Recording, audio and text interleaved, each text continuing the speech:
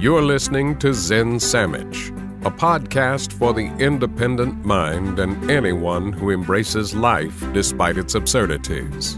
Join former attorney and professor turned Japanese papermaker Mark Reed each week as he talks with creative, inspiring, and influential people, or as he shares his own research to help make your world a little better today than it was yesterday. Hey, here we are. Now, although I often tout this podcast, and by the way, the word tout isn't used frequently enough. I'm putting it back into circulation. As one that touts this podcast as that I cast the net wide when looking for interviews. That's the Sammich part of Zen Sammich. I've had MMA fighters, I've had artists and authors, musicians, scientists, and now disgraced politician, professional photographers, professors, comedians, and even a paranormal expert on the show. I will tell you the one tradecraft I have not actively sought out yet: salesman. That streak ends today, Sammich Society. But DJ Flores is no ordinary salesman. Actually, I probably should let him define himself in his own terms, because I don't know if he calls himself a salesman per se. Maybe he does. But I know he's told me he has always been in sales in some form or another his whole life. But it is not strictly his business acumen as to why I asked him on the show today. Rather, it's because he's an authentic soul. And authenticity is always welcome on this program. I'm excited, people. You're going to learn some life tips today. We're going to talk about the good wolf. He joins me now from a hotel in Virginia Beach. Welcome, DJ Flores. Yes, thank you, man. I'm honored to be on here. I'm honored you asked me as a guest, and so I will tell you, if you asked me, shoot, even maybe 12 years ago, 15 years ago, I would say no, I am not a salesperson. I was under the false assumption, like everybody else, that salespeople are bad people, and we're not bad people. Con artists are bad people, and I heard that from Grant Cardone. That there's a thin line of sales, and I think that's why salespeople get that bad stigma. I mean, it's either you're convincing somebody or you're influencing somebody, but there's a very thin line there, and it really rides the line of integrity. And I think that's the difference between salespeople or con artists. But go ahead. Well, it's interesting. We're already diving into off the cuff improv before I even get to questions. Oh, sorry, dude. It's great. I love it that way. Because it's like that. I mean, I don't want to be critical of salespeople. I've got lots of great friends that are sales persons. But here's the thing for me is, I don't know if you've ever had an actor or an actress as a good friend, but the line gets blurred. They act so often. Like their whole job is acting, that they themselves almost lose sight of who they really are as a person.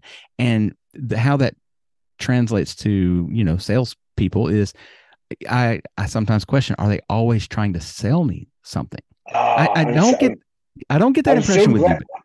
I'm so glad that you said that, though, because here's what I'll tell you. I just heard this, and I don't know who I was listening to or what show I was listening to that I heard this, but acting, and a really great actor takes that into where I heard them say, like, when you're around a really great actor, when they take on that role, I mean, that's why Heath Ledger, I think, went down the rabbit hole he did, is because, when he was the Joker, they said he was losing his mind. But when you take on that role and when you play that part, I think that's what life is, really.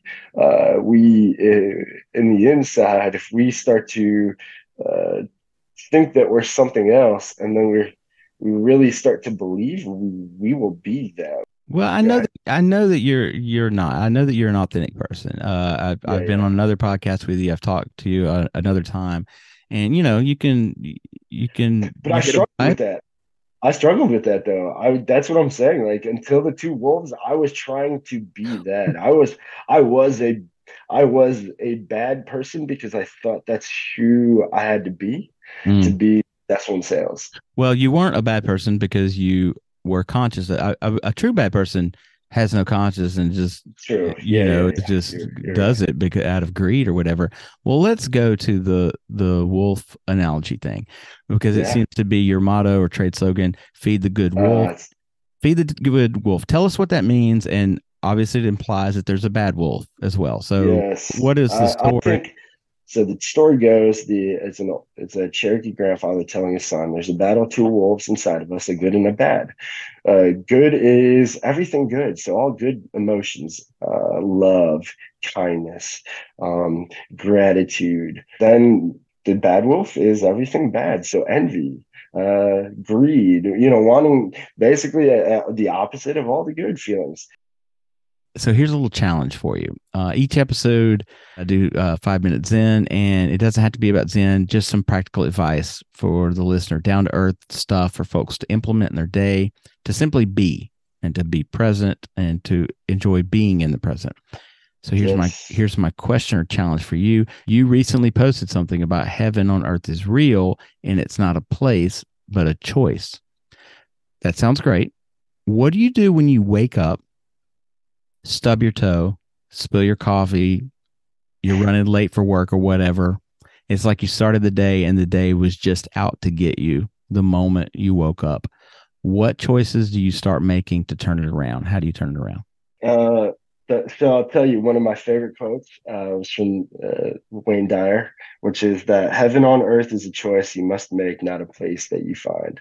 So I'm the great example of that. I was as a kid, I had a huge, really bad temper. I mean, I'm mostly Mexican and Italian mix is my nationality. That's So dangerous. we have really good food. I mean, it's a dangerous combination too. Really bad tempers and bad mafia. But for a long time, inwardly, I felt like the Tasmanian devil. And anything happened like that, stub my toe, I'm late. Now I'm freaking out. I'm yelling at everybody. I can't control not being mad. I can't control any of that. Trevor Moawad unfortunately passed away, I think last year or the year before, way too young, in his 40s, amazing dude. He wrote a book, It Takes What It Takes, and he talks about neutral thinking. Mm. And to answer your question, that's where I go to every time. It is what it is. So what he teaches is very simple. So his dad was Mr. Positivity. That's what they called him. They make fun of him. You can't think positive all the time. No, you can't. You what you think you can't control, negative or positive. And I think it's 60. There's a statistic, but I think 60 to 70% of our thoughts are negative. That's why I said bad wolf. Just Are or negative. not? Say that They again. are. They They are are. negative. Oh, okay. Proven. Yeah. 60 to 70% of our thoughts are negative. But I wonder if there's a natural selection reason for that. Like that's it's what's kept. protection. I'm Yeah, telling you, it's just what's kept us protection. It's just for our protection. So for our it's always survival looking for the negative door. Well, what's the worst case survival situation? mode. Yep. Yeah, it's always survival mode. And so again, not that it's bad, but it's just there. And Mm. so what he talks about though, and what neutral thinking is whatever just happened, it happened. So he was a big sports guy. He partnered with Russell Wilson. Russell Wilson, I don't know if you're a big football guy, but Of course, and yes. you know he threw that interception right at the goal line to lose the Super Bowl, and the Patriots won. Yeah, it was a bad call Part from Pete Carroll, but yeah, anyway. that was actually Russ's call, I think. Oh, And but really? Oh, I didn't know uh, that. I Okay. think so. But uh, what he goes on to say is like it happened. You Yeah. you you just have to stop, say it happens. What's next? And just what is the next thing? And so that's what I started to do. If I start to get that panic, like you said, I'm running late. Well, it's my fault. I blame myself. Mm. Okay. Once we take ownership of everything in our life, from being late, from being Oh, I uh, like that. Take this, from ownership. doing whatever it is, we take full. It's our. I Yeah. did something to make this happen right now. Well, how do you make when you take ownership and you realize like, okay, I screwed up, I overslept my alarm clock. I I forgive myself okay. because here's what I'll tell you. There's just two choices. It's either so Rico Rakowski, a guy I had on the podcast, he wrote an amazing book called Just Two Choices. He's pilot in the military and then a pilot. But he said, he would see gauge, and most of the time you don't see clouds. So you're literally these pilots are in the blind. But that gauge, you either know you're going up or you're going down. Hmm. And so that's where there's just two choices. Either the next choice we do takes us toward our goal or away. But when you realize we have 60 to 70,000 choices a day, the Yeah. average adult makes, clearly we're going to make some bad choices. Yeah. So you just have to forgive yourself for the bad choices you make. Get over it. It happened. It is what it is. Deal with what the case you're dealing with. Yeah. And what's the next choice? A book that I'd recommend for everybody or anybody, especially on a search of just what this life is all about, Outwitting the Devil by Napoleon Hill. It's probably the most amazing book that really, after kind of the five voices, the two wolves, all of that really connected the dots of everything. And there's a quote from the book, and this really gives kind of the depth of the entire book. But there's a part of it where Napoleon Hill, and to give a little background on the book, because it's so amazing. So the book was written from Napoleon Hill, which most people know Napoleon Hill's book, Think and Grow Think and Grow Rich. Rich, right? But they don't know Outwitting the Devil. The reason is Think and Grow Rich, they released in the 30s when it was written. Outwitting the Devil was never released until just recently. They locked this book up. It was Oh, written in the 30s and they locked it up for a long time. huh. Interesting. I'll check And it out. Yeah. just released not long ago. But one of the quotes, so in the book, Napoleon Hill acts as if he is interviewing the devil. Hmm. And so listening to the Audible version, which is what I listen to because I hate to read. But so I listen to that and it's amazing. But so one of the quotes is, "You are entitled to know that two entities occupy your body. One of the entities is motivated by and responds to the impulse of fear. The other is motivated, which is your brain.